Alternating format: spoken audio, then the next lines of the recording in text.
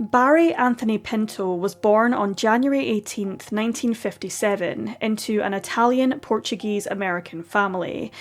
He grew up in the seaside town of Plymouth, Massachusetts, alongside his parents, Joe, a house painter, and Monica, an elementary school teacher's aide, and 4 siblings.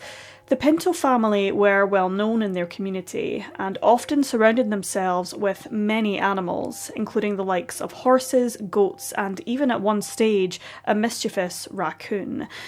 Barry was described by his older brother in the Murder, She Told podcast as a kind, thoughtful, and generous young man with a large smile. The Pintos enjoyed hunting together, and Barry was, by all accounts, an excellent marksman. The young man also enjoyed archery and playing varsity football with his school team. He was also a member of the marching band. When Barry was 18 years old and a senior in high school in the summer of 1975, he became a father for the first time to a baby girl named Amy. Following graduation in 1976, he married her mother, Ruth. However, as time passed, their relationship broke down and the pair eventually went their separate ways. Despite this, and the fact Ruth and her daughter moved away to Seattle, Washington, Amy still got to visit her father on a regular basis. Following graduation, Barry gained self-employment by lobster fishing on the family trawler, the North Star, and also worked as a plasterer in the off-season. A short while later, Barry found love again in a young hairdresser, Dena Marie Sears. Dena was born alongside her twin brother Dean on July 12, 1958 in Manchester, Connecticut, to parents Frank and Lena Sears. They both grew up alongside 4 siblings, similarly to Barry, with 2 brothers and 2 sisters. Dena was academically gifted and became valedictorian of her class, graduating from Hartford Technical School in 1977. She was also a cheerleader. When she was almost 22 years old, Dena's family moved to Plymouth in Massachusetts, where she gained a part-time job at a hair salon. She knew the seaside town quite well, having lived there when she was younger, and it was here that she met Barry Pinto.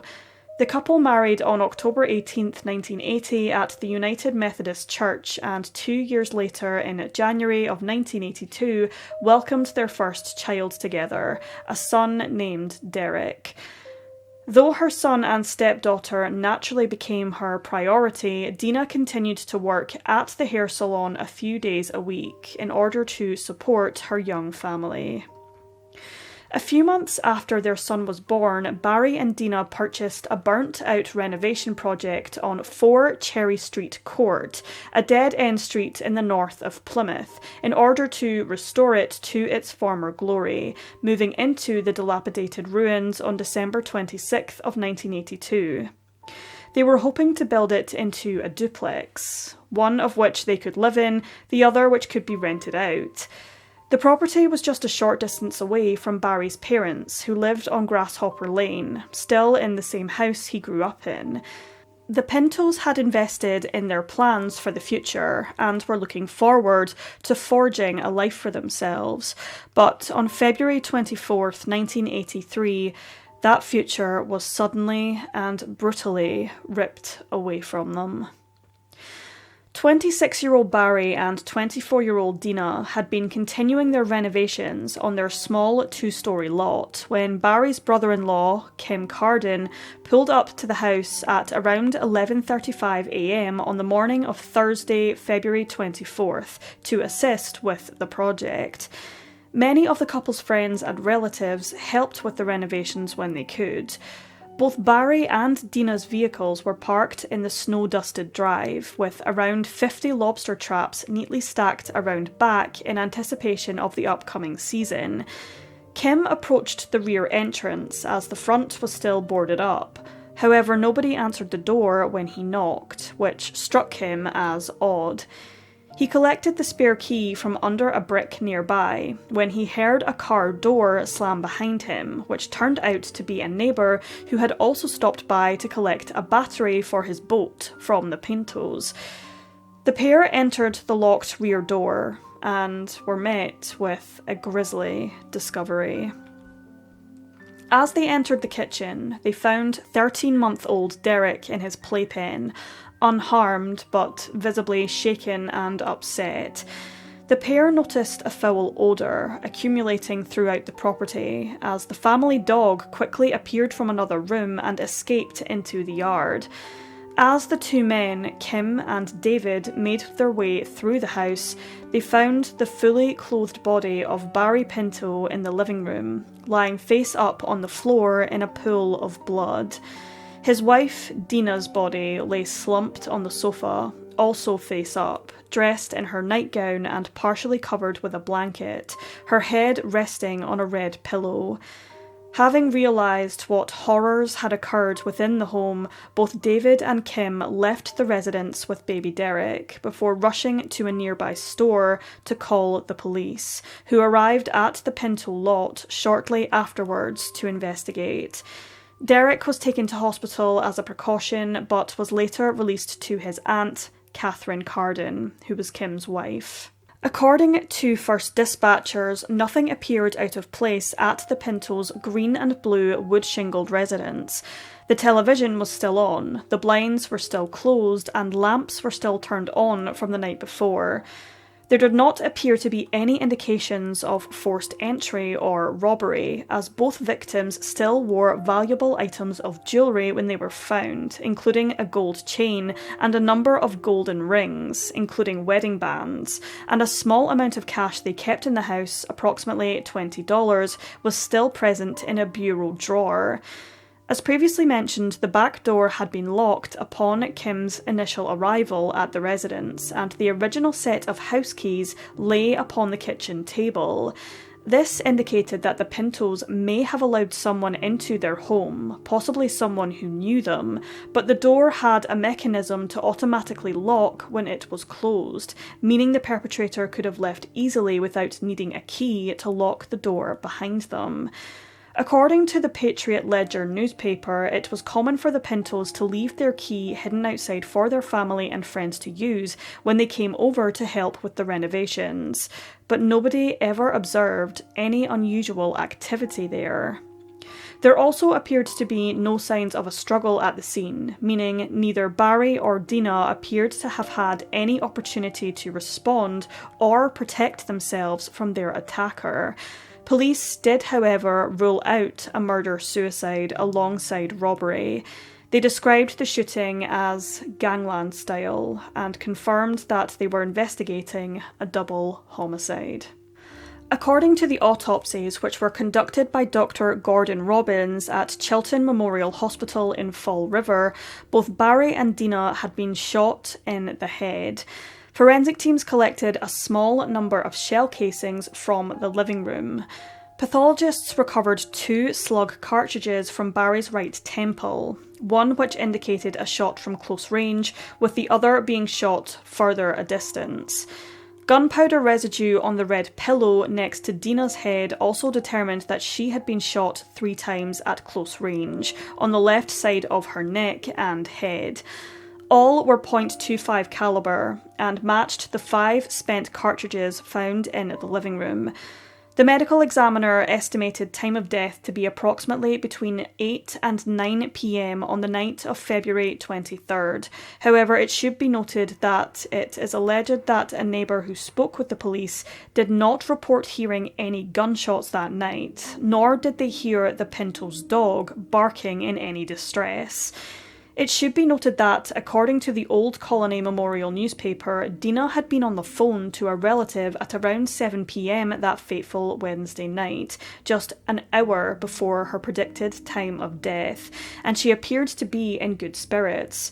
She had also visited a department store that night, and nothing appeared awry. An avid collector of firearms, including various rifles and handguns, Barry's gun cabinet was noted by investigators, and several weapons and boxes of ammo were taken by police to see if they had been recently fired. According to the Enterprise newspaper, a .25 caliber handgun was missing from Barry's collection, though this cannot be verified. All police found of .25 caliber were boxes of ammunition, but no gun of the same caliber.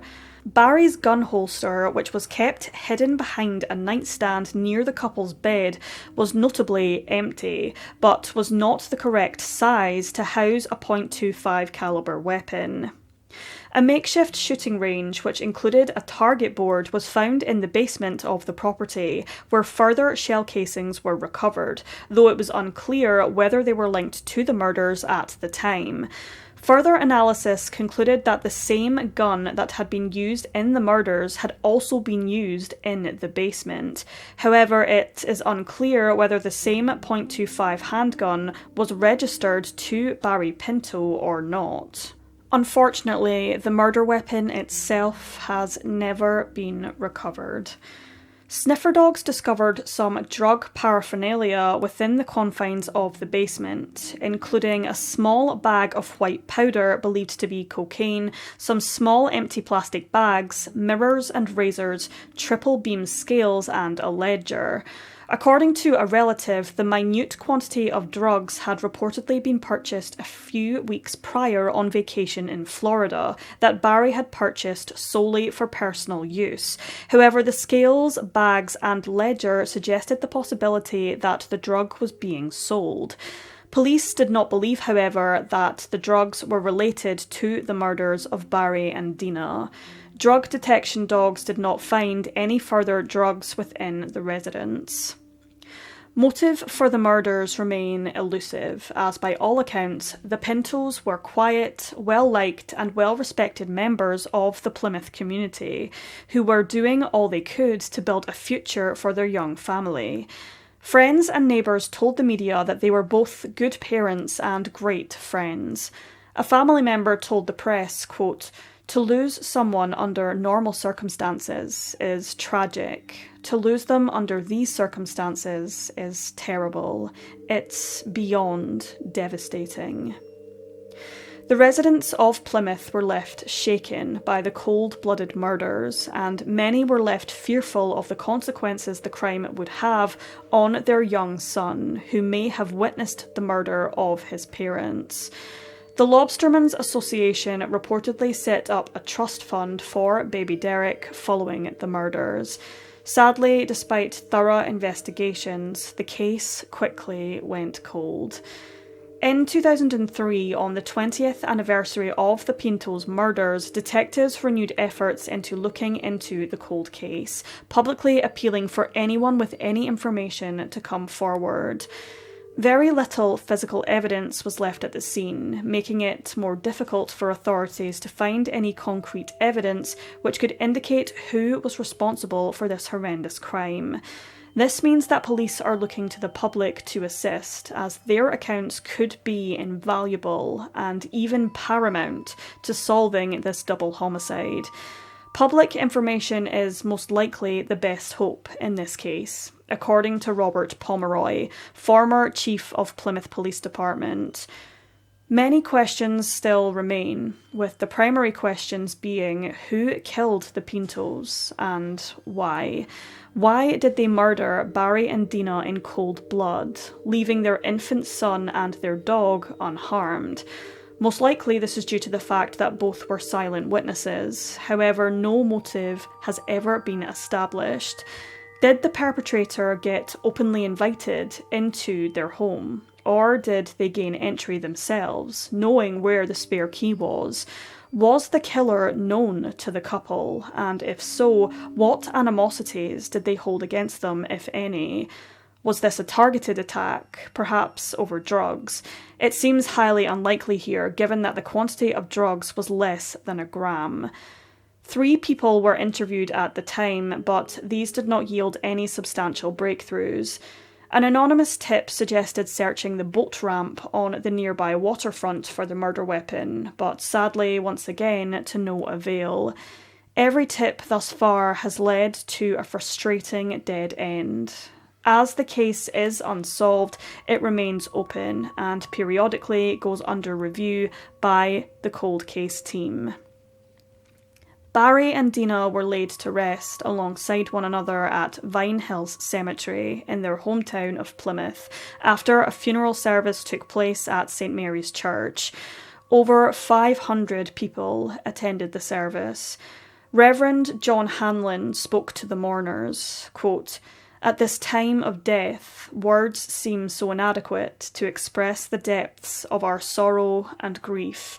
There are so many unanswered questions, but we set those aside and think of the memories of Barry and Dena's lives." On the 27th anniversary of her father and stepmother's deaths in February of 2010, Amy Strobus, now a mother herself, spoke to Wicked Local, telling them that her family find it difficult to talk about the ordeal of losing Barry and Dena. She said, quote, "I just want to know what happened to them, because whoever did this should not be walking around free for the last 27 years. It's been eating at me for a long time, and I need to do something. If anyone knows anything or remembers anything, it might be important. It's just not right. Their killers are out there, free, living with their families, and we have no answers." Those with any information regarding the murders of Barry and Dena Pinto are urged to contact Plymouth Police Department at 508-746-1212. Even the smallest piece of information could be the key to cracking this case.